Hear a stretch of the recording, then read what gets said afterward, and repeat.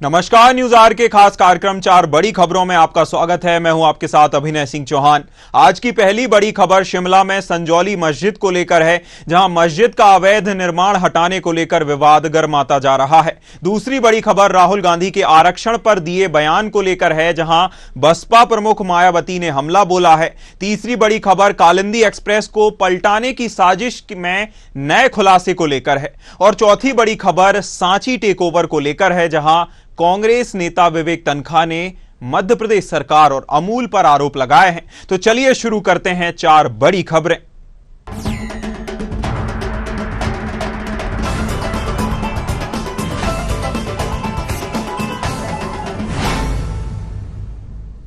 हिमाचल प्रदेश की राजधानी शिमला में बुधवार को मस्जिद का अवैध निर्माण गिराने की मांग को लेकर हिंदू संगठन देवभूमि ने प्रदर्शन शुरू कर दिया है। शिमला के संजौली स्थित इस मस्जिद का रास्ता ढली टनल से होकर गुजरता है, जहां प्रदर्शनकारियों ने यहां सड़क पर हनुमान चालीसा पढ़ा और जय श्री राम के नारे लगाए। उन्होंने पुलिस के बैरिकेड तोड़ दिए। झड़प में एक प्रदर्शनकारी और सिपाही घायल हुआ है। मिली जानकारी के अनुसार संजौली मस्जिद 1947 में बनी थी। 2010 में इसकी पक्की इमारत बननी शुरू हुई और आज यह मस्जिद 5 मंजिला है। इसमें नगर निगम 35 बार अवैध निर्माण तोड़ने का आदेश दे चुका है। 31 अगस्त को शुरू हुए विवाद के बीच वक्फ बोर्ड की एंट्री हो चुकी है, जहां 7 सितंबर को कमिश्नर कोर्ट में 45वीं सुनवाई पर वक्फ बोर्ड ने कोर्ट को मालिकाना हक के दस्तावेज जमा कराए।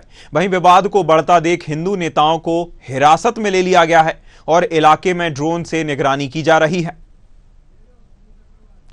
खबर पर हमारे साथ चर्चा करने के लिए मनीष अग्रवाल, राजनीतिक विश्लेषक, जुड़े हुए हैं। मनीष जी, जिस प्रकार से ये जो अवैध निर्माण, मस्जिद का जो अवैध निर्माण है उसे हटाने के लिए मांग की जा रही है, लगातार आंदोलन किया जा रहा है 31 अगस्त से, इसमें अगर जो स्थानीय लोग हैं वह अपनी सुरक्षा की मांग कर रहे हैं, तो इसमें गलत क्या है?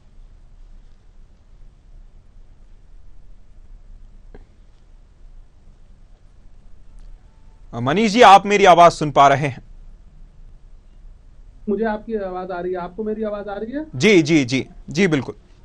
मनीष जी, मैं अपना सवाल दोहराता हूं। जी जी, मनीष जी, मैं अपना सवाल दोहराता हूं। जिस प्रकार से स्थानीय लोग, जो विवाद हुआ उसके बाद स्थानीय लोग अपनी सुरक्षा के लिए मांग कर रहे हैं, प्रदर्शन भी किया जा रहा है, अगर उनकी सुरक्षा को लेकर उनकी मांग है तो इसमें गलत क्या है? देखिए, मुझे ऐसा लगता है कि आज जो स्थानीय लोग वहाँ प्रदर्शन कर रहे हैं, तो प्रशासन की तरफ से इसमें किसी को आना चाहिए था। सुबह से मैं देख रहा हूँ कि इस प्रदर्शन में स्थानीय लोग अपना प्रदर्शन कर रहे हैं और पुलिस उन्हें रोकने की कोशिश कर रही है, लेकिन राज्य सरकार की तरफ से कोई भी वहाँ मौजूद नहीं है उस जनता को ये समझाने के लिए कि क्या इसमें गलत है, क्या इसमें सही होगा, सरकार क्या इसमें करना चाहती है, सरकार क्या एक्शन लेगी। तो मुझे लगता है सरकार को अपना रोल इसमें जल्दी स्पष्ट करना होगा, क्योंकि हिमाचल की सरकार के मंत्री ने ही ये मुद्दा जो है राज्य सरकार में विधानसभा में उठाया था और तभी के बाद से ये मुद्दा कुछ गर्म हुआ है। तो राज्य सरकार को अपनी स्थिति इस पर क्लियर करनी होगी कि उनका इस पर रुख और मत क्या है। जी, मनीष जी, जिस प्रकार से आपने बताया कि राज्य सरकार के ही मंत्री ने विधानसभा में भी यह मुद्दा उठाया, जिसके बाद जब प्रदर्शन शुरू हुआ तो वो प्रदर्शन स्थल पर भी पहुंचे, उनका समर्थन भी दिखाया था, जिसको लेकर लगातार राजनीति गर्मा रही है। 31 अगस्त को जो प्रदर्शन हुआ वह एक स्थानीय जो व्यक्ति हैं उनके ऊपर हमले के बाद हुआ, और लगातार लोग कहते हैं कि जो मस्जिद है उसमें बड़ी संख्या में मुस्लिम समाज के लोग आते हैं, जो ताका झांकी भी करते हैं, उनकी ओर से आरोप लगाए गए हैं स्थानीय लोगों की ओर से। ऐसे में प्रशासन क्या इस पर एक्शन ले सकता है, और इस पर अगर चुप्पी साधी हुई है प्रशासन ने तो क्यों साधी हुई है?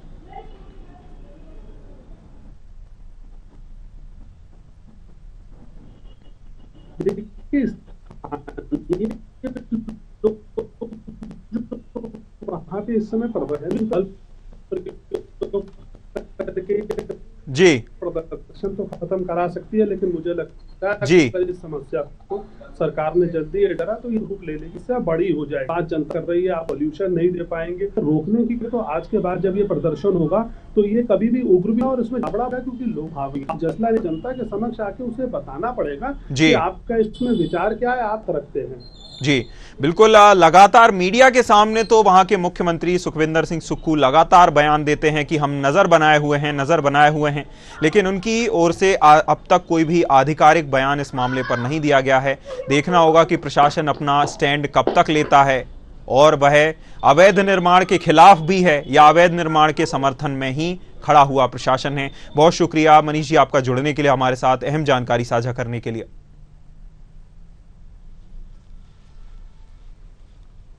चलिए रुक करते हैं, अगली खबर पर बढ़ते हैं। लोकसभा में नेता प्रतिपक्ष राहुल गांधी के आरक्षण को लेकर दिए बयान पर सियासी विवाद थमने का नाम नहीं ले रहा। अब बसपा प्रमुख मायावती ने राहुल गांधी पर हमला बोला है। मायावती ने सोशल मीडिया पर लिखा कि राहुल गांधी अब कह रहे हैं कि वह आरक्षण विरोधी नहीं है। मायावती ने लिखा कि राहुल का यह बयान पूरी तरह से गुमराह करने वाला है। कांग्रेस सांसद लोकसभा में नेता प्रतिपक्ष राहुल गांधी के आरक्षण पर दिए बयान को लेकर विवाद बढ़ता हुआ नजर आ रहा है।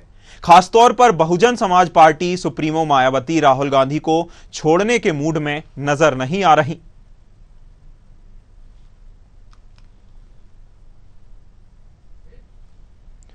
लोकसभा में नेता प्रतिपक्ष राहुल गांधी के आरक्षण को लेकर दिए गए बयान पर सियासत तेज हो गई है, जहां सियासी तापमान भी बयान के बाद से बढ़ता हुआ देखा जा सकता है। आपको बता दें कि बसपा प्रमुख मायावती ने राहुल गांधी पर हमला बोला है, जहां मायावती ने सोशल मीडिया पर लिखा कि राहुल गांधी अब कह रहे हैं कि वह आरक्षण के विरोधी नहीं है। मायावती ने लिखा कि राहुल का यह बयान पूरी तरह से गुमराह कर देने वाला है। गौरतलब है कि कांग्रेस सांसद नेता प्रतिपक्ष राहुल गांधी के आरक्षण पर दिए बयान को लेकर विवाद लगातार बढ़ता जा रहा है। खासतौर पर बहुजन समाज पार्टी सुप्रीमो मायावती राहुल गांधी को छोड़ने के मूड में बिल्कुल नजर नहीं आ रही।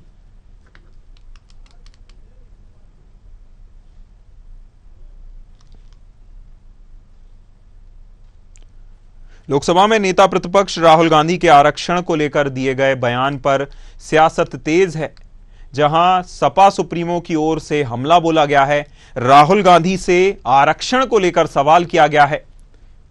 बसपा सुप्रीमो मायावती ने राहुल गांधी पर हमला बोलते हुए कहा कि उन्होंने सोशल मीडिया प्लेटफॉर्म एक्स पर अपने विचार साझा किए हैं। उन्होंने लिखा कि राहुल गांधी अब कह रहे हैं कि आरक्षण के विरोधी नहीं हैं। उन्होंने राहुल गांधी के बयान को पूरी तरह गुमराह कर देने वाला बताया है। खबर पर हमारे साथ चर्चा करने के लिए ब्यूरो हेड प्रशांत राव लखनऊ से जुड़े हुए हैं।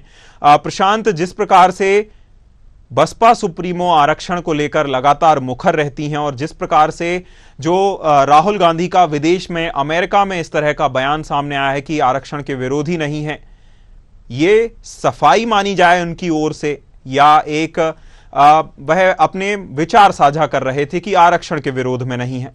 प्रशांत। बिल्कुल, देखिए जिस तरीके से राहुल गांधी का जो बयान आया है उसको लेकर जो उत्तर प्रदेश में और सियासत एक बार गर्म हो गई और देश भर में सियासत कहीं ना कहीं राहुल गांधी के बयान के बाद जो है गर्म हो गई। भारतीय जनता पार्टी ने हमला बोलना शुरू ही किया है और अगर कहा जाए मुख्य रूप से बीएसपी क्योंकि देश की तीसरी सबसे बड़ी राष्ट्रीय पार्टी है, ऐसे में बीएसपी चीफ मायावती ने आज बड़ा हमला जो है कांग्रेस के ऊपर बोला है और राहुल गांधी के द्वारा एक इंटरव्यू में दिए गए बयान पर उन्होंने कहा कि समय आने पर आरक्षण को खत्म कर दिया जाएगा, यानी समाप्त हो जाएगा। इस बयान को लेकर मायावती ने कहा कि कांग्रेस का ऐसा चाल चल रहा है और कांग्रेस के जो नेता सांसद हैं, leader of opposition Rahul Gandhi का जो बयान है ये एक तरीके से उनकी अपनी मानसिकता है। कांग्रेस के द्वारा हमेशा ही आरक्षण का विरोध किया जाना, चाहे फिर बाबा साहब के द्वारा यहाँ पर संघर्ष करना हो सामाजिक व्यवस्था परिवर्तन को लेकर, तब भी कांग्रेस उनके विरोध में रही है और बहुजन समाज पार्टी का जब गठन हुआ 1984 में तब भी जो है लगातार कांग्रेस विरोध करती रही है। आरक्षण को लेकर भी कांग्रेस ने हमेशा विरोध किया है। तो वहीं बीएसपी चीफ मायावती ने एक सबसे बड़ा हमला कांग्रेस पर बोला है, तो वहीं समाजवादी पार्टी के ऊपर भी बोला है।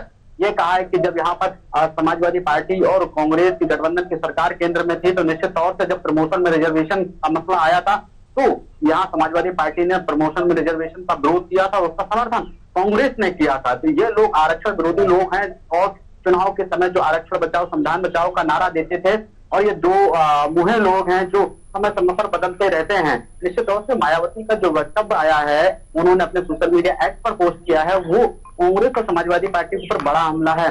कांग्रेस का इतिहास ही रहा है कि उन्होंने हमेशा ही आरक्षण को लेकर अपनी दोहरी नीति अपनाई है।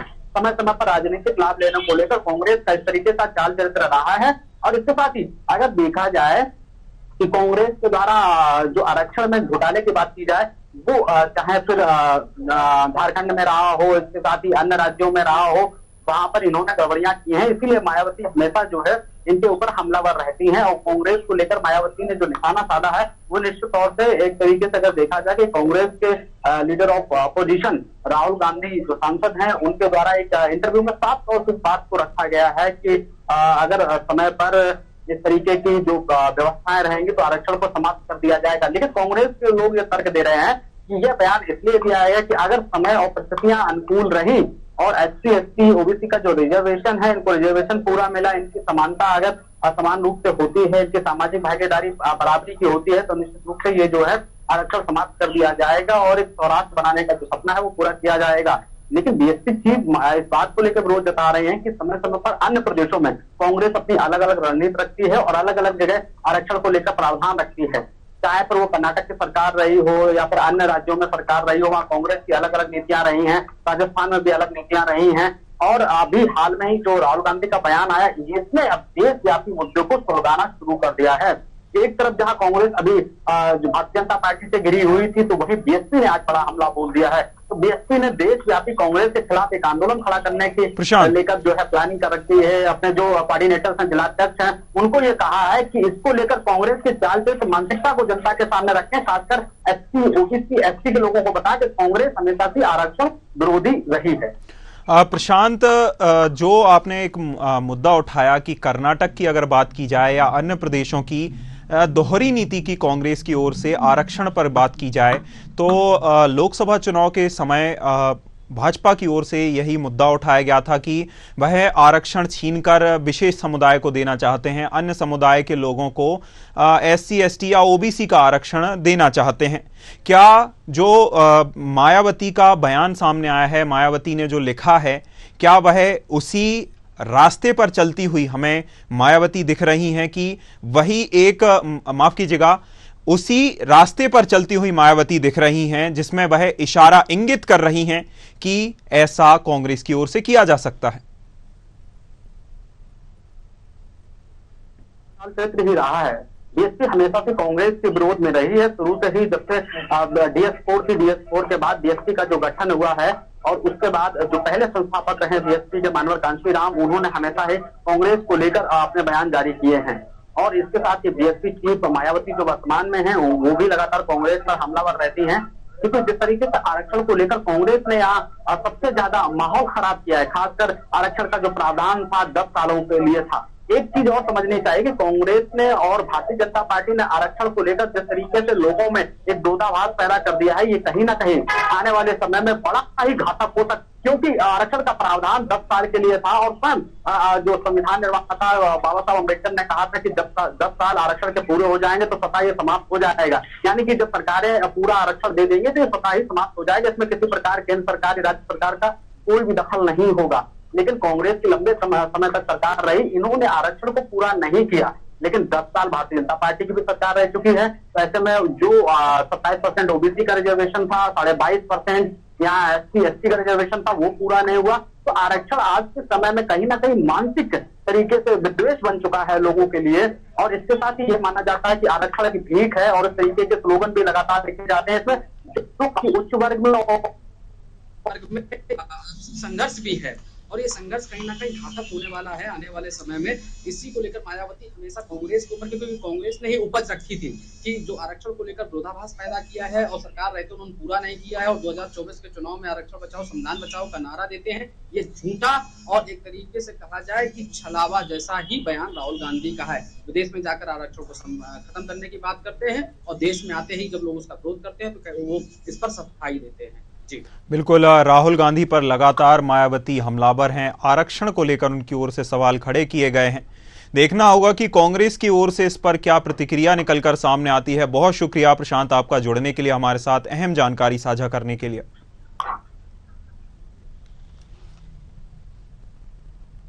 चलिए रुक करते हैं, अगली खबर पर बढ़ते हैं। कानपुर में कालिंदी एक्सप्रेस को पलटाने की साजिश के मामले में जांच एजेंसियां और पुलिस की टीमों ने देर रात तक घटनास्थल के पास लगे सभी सीसीटीवी कैमरों की फुटेज खंगाली, जहां घटनास्थल से करीब 200 मीटर दूर 2 संदिग्धों को फुटेज में देखा गया है, जिनकी तलाश पूरी पुलिस फोर्स कर रही है। फुटेज में संदिग्धों को टोल पार करने के बाद बाइक रोकते हुए और आपस में बात करते हुए देखा जा सकता है। यह घटना ठीक उसी समय की है जब एक्सप्रेस को पलटाने की साजिश रची गई थी। वहीं क्राइम ब्रांच ने मामले में हिस्ट्री शीटर शाहरुख हसन को हिरासत में लेकर पूछताछ शुरू कर दी है। गौरतलब है कि शाहरुख पर लूट, छिनैती, मारपीट और जानलेवा हमला जैसे 1 दर्जन से ज्यादा मामले दर्ज हैं। खबर पर हमारे साथ चर्चा करने के लिए प्रांजुल मिश्रा संवाददाता जुड़े हुए हैं कानपुर से। प्रांजुल, जिस प्रकार से कालिंदी एक्सप्रेस को पलटाने की एक साजिश निकलकर सामने आई है, इस तरह की लगातार साजिशें देखी जा रही हैं। अभी कालिंदी एक्सप्रेस थी, कालिंदी एक्सप्रेस के बाद अभी गुजरात में भी एक माफ कीजिएगा, राजस्थान के अजमेर के गांव में इस तरह की साजिश निकलकर सामने आई। वहां ब्लॉक रखे गए थे, यहां सिलेंडर रखा गया था। वो तो गनीमत रही कि लोको पायलट की उससे सूझबूझ से हादसा नहीं हो सका। ऐसे में अब तक पुलिस रिपोर्ट्स में क्या खुलासा हुआ है, क्या कुछ अपडेट है प्रांजुल?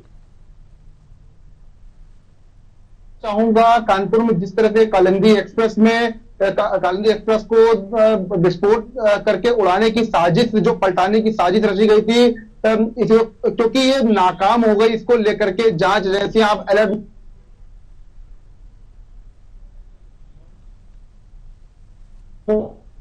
इसमें एनआईए और एटीएस सभी ने यहां पर डेरा डाला हुआ है और जांच कर रही है। अब तक करीब 250 लोगों से पूछताछ की जा चुकी है और करीब 14 से 15 लोगों को हिरासत में पुलिस ने लिया था, जिनकी हिस्ट्री शीट थी, और वहां के आसपास के करीब 18 गांवों के लोगों की पुलिस बराबर आने जाने वाले पर, कितने लोग गांव में रहे और कितने लोग गए, उन सब पर पुलिस नजर बनाए रखे है और सबकी कॉल हिस्ट्री चेक कर रही है।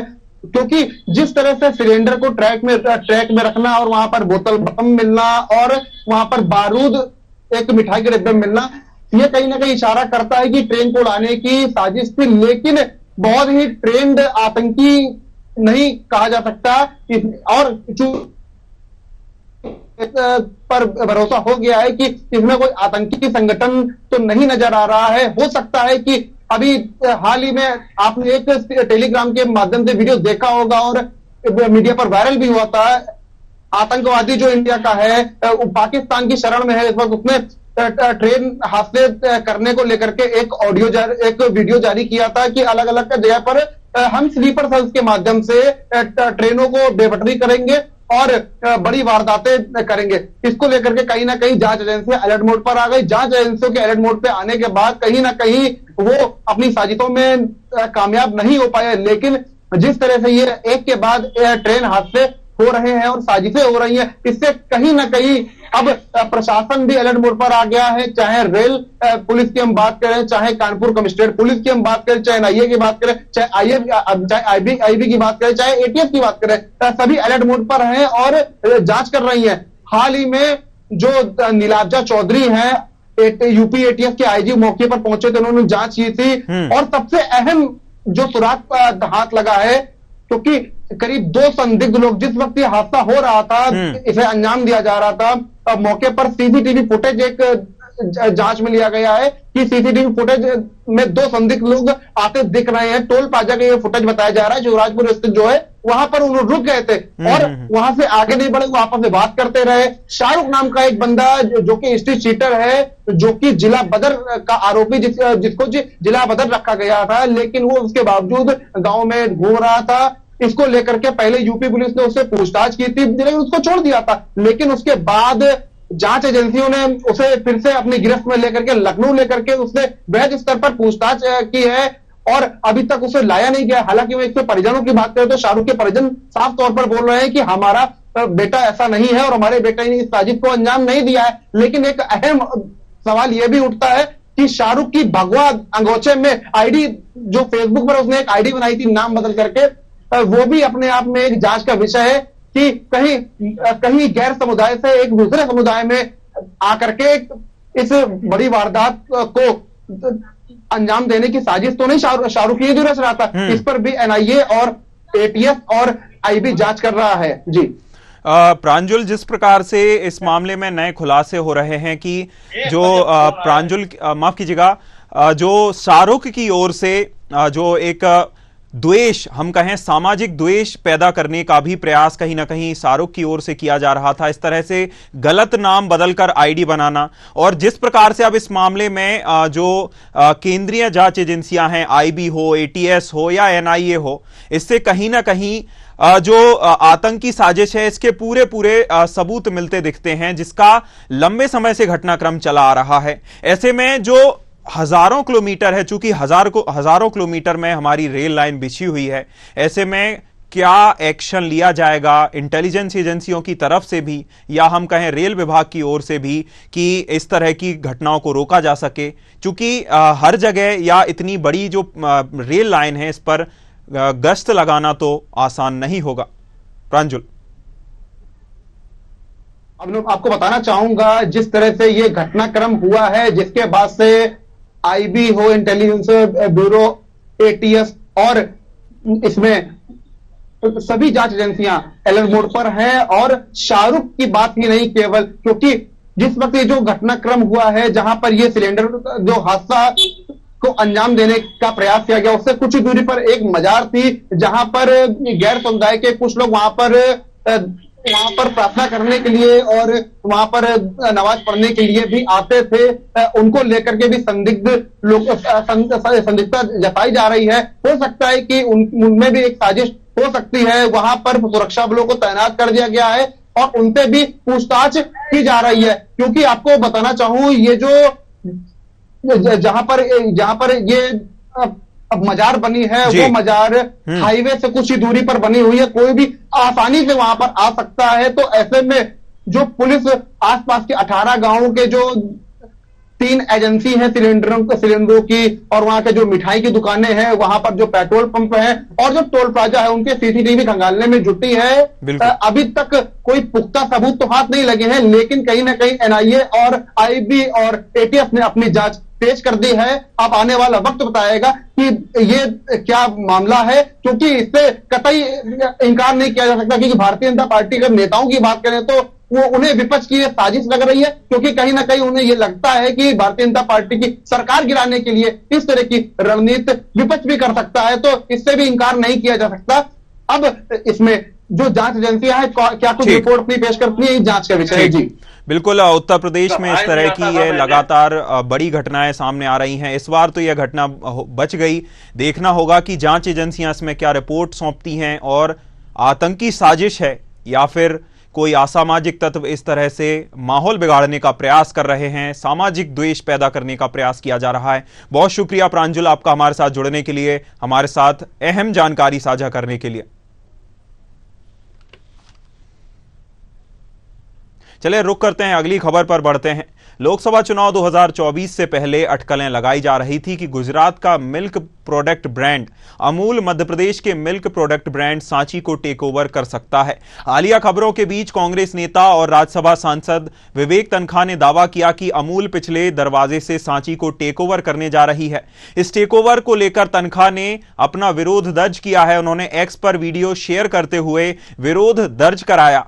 कांग्रेस के राज्यसभा सांसद ने कहा कि एक्स पर उन्होंने लिखकर भी यह जानकारी दी है कि मध्य प्रदेश का मिल्क प्रोडक्ट ब्रांड, विश्वसनीय ब्रांड जो कि सांची के रूप में जाना जाता है, उसे गुजरात का प्रसिद्ध ब्रांड अमूल पीछे के दरवाजे से टेक ओवर कर रहा है।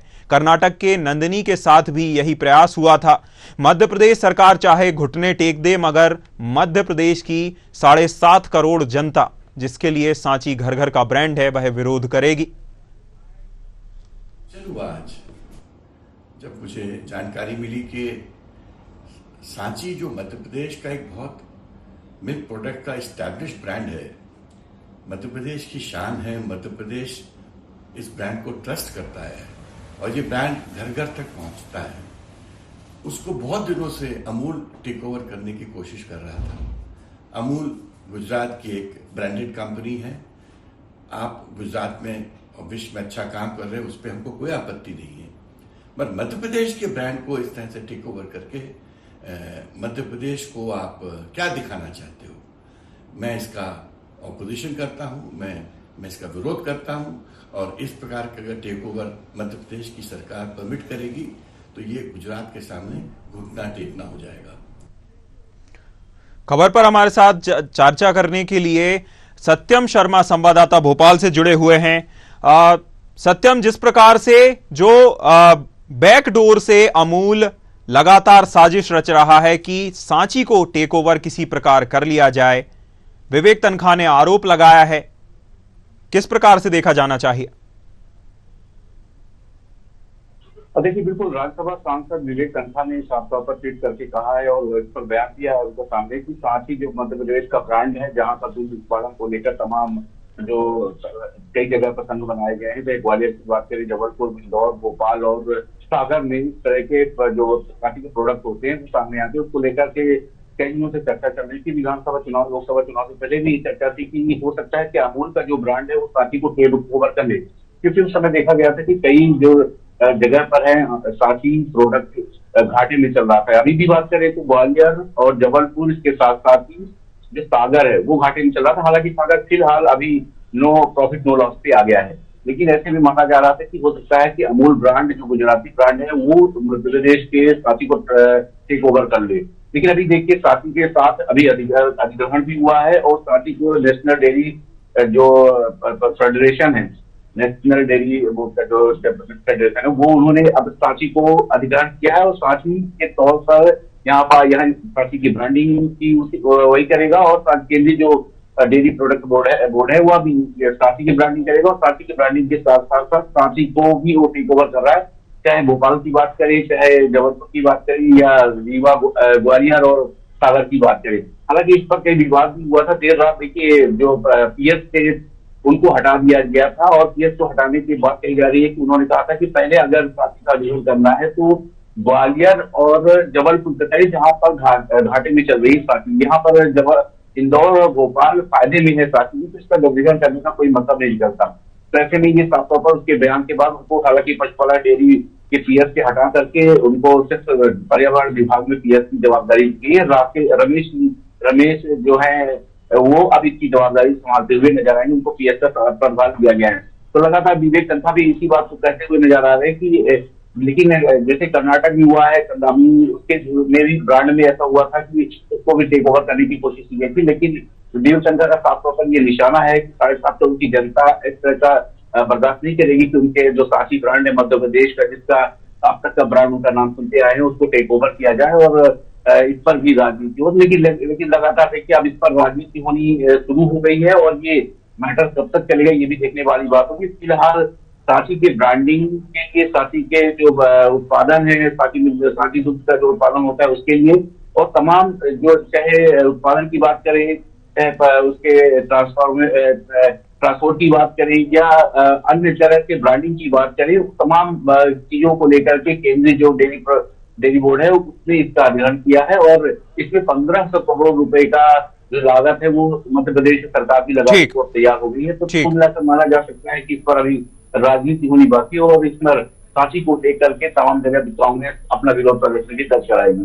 बिल्कुल, राजनीति तो शुरू हो ही गई है, लेकिन अभी स्थिति भी साफ नहीं हुई है कि अमूल टेक ओवर करेगा या फिर जो आरोप हैं विवेक तनखा की ओर से लगाए जा रहे हैं वह गलत हैं। देखना होगा आगे इस मामले में क्या डेवलपमेंट निकलकर सामने आता है। बहुत शुक्रिया सत्यम, जुड़ने के लिए, आपका हमारे साथ अहम जानकारी साझा करने के लिए। तो 4 बड़ी खबरों में फिलहाल इतना ही। मुझे दीजिए इजाजत। नमस्कार।